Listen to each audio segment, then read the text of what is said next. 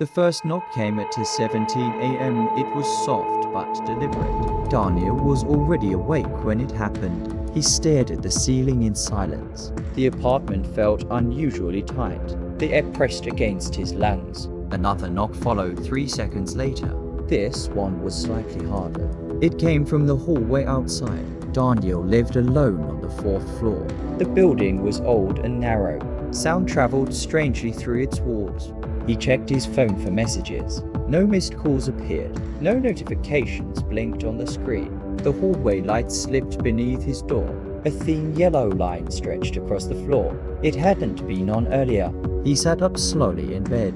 His heartbeat echoed in his ears. The knock did not come again. Maybe it was another tenant, he thought. Maybe someone drunk and confused. But no one ever visited this late. He walked quietly toward the door. Each step felt too loud. The wooden floor creaked under pressure. He stopped inches from the handle. His shadow touched the door. The hallway light flickered faintly underneath. "Hello?" He called out carefully. His voice sounded unfamiliar. The hallway remained silent. He leaned closer to the door. He could hear breathing outside. Slow and patient breathing. Daniel froze where he stood. His stomach tightened painfully. The breathing continued without pause. He stepped back from the door. The light under it vanished suddenly. Darkness swallowed the crack below. Something brushed lightly against the wood. It dragged across the surface. The sound moved downward slowly. Daniel grabbed his phone tightly. His hands trembled uncontrollably. He considered calling the police. But what would he tell them? That someone was breathing outside. That the hallway light felt wrong. The doorknob turned slightly. Just a small movement. Enough to make his chest tighten. He hadn't locked it. The realization hit him hard. He always locked it twice. The knob stopped moving. Silence returned like a heavy curtain. Daniel couldn't hear breathing anymore. He rushed forward and locked it. The metal clicked loudly. The sound felt exposed and dangerous. A faint laugh echoed outside. It was low and distant, almost playful in tone. Daniel stumbled backward in fear. His heel hit the edge of the bed. He nearly collapsed onto the mattress. His mind raced for explanations. Maybe it was a prank. Maybe someone from downstairs. Then 3 slow knocks returned. Not on the door this time. They came from the wall beside it. The wall connected to the hallway. The sound vibrated through plaster. It felt too intentional. He pressed his ear against it. Cold paint touched his skin. The knocking stopped immediately. A whisper followed instead, soft and stretched thin. It sounded like his name. "Daniel." The voice breathed gently. It came from inside the wall. It sounded impossibly close.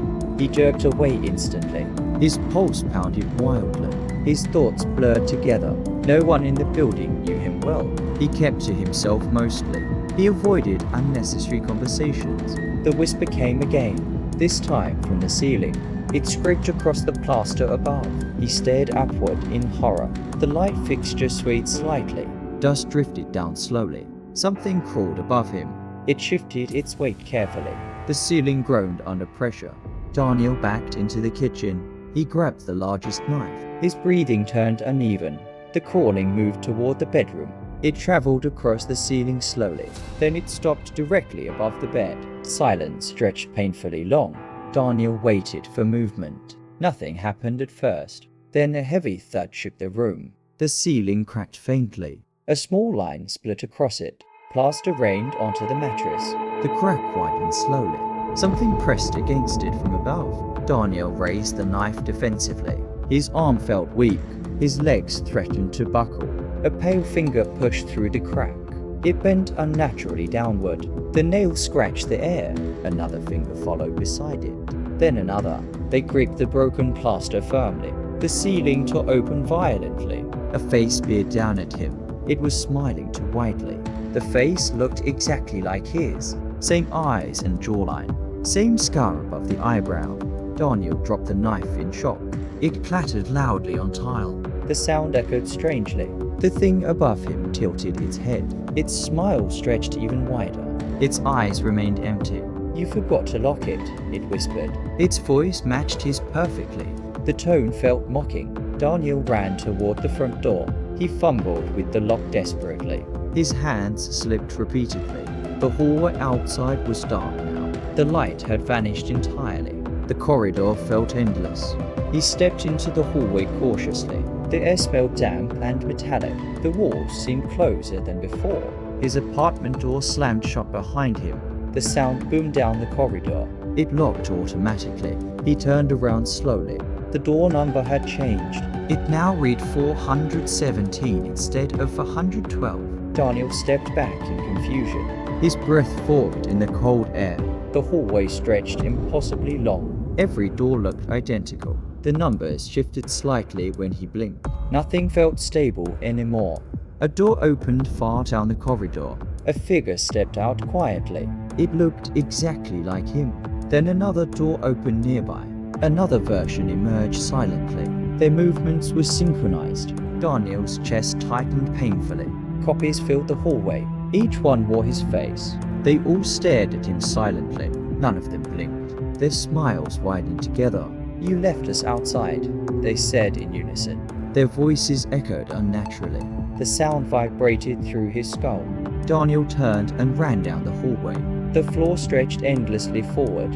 His footsteps echoed too loudly. The copies followed calmly behind. They did not run. They simply walked in perfect rhythm. He reached the stairwell door. He pulled it open violently. Darkness waited beyond it. The stairs spiraled downward forever. There was no visible bottom. Cold air rose from below. Daniel hesitated briefly. The copies grew closer. Their footsteps remained slow and measured. He chose the stairs. He descended quickly. The walls tightened around him. Each floor he passed looked identical. The numbers on the walls made no sense. They counted backward randomly. The whisper returned near his ear. "You were never alone." It breathed softly. The voice felt inside his head. Daniel stumbled on a step. He nearly fell forward. The railing felt sticky under his hand. He looked down at his palm. Dark stains covered his skin.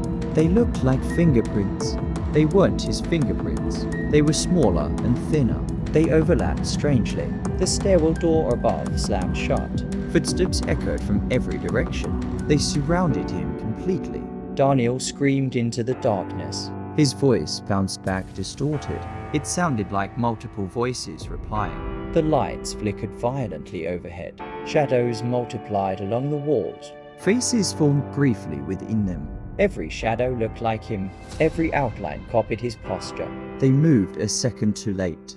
"You open the door," they whispered together. "Now we can stay." Daniel felt something grip his shoulder. The touch was cold and firm. He refused to turn around. More hands grabbed him from behind. They felt identical to his own. Their fingers tightened slowly. He was pulled backward into the dark. His screams faded into layered echoes. The stairwell swallowed him whole. The next morning, the hallway looked normal. Apartment 412 stood quietly in place. The light outside it flickered faintly. At 2:17 a.m., a soft knock returned. It echoed gently through the corridor. This time, someone new was already awake.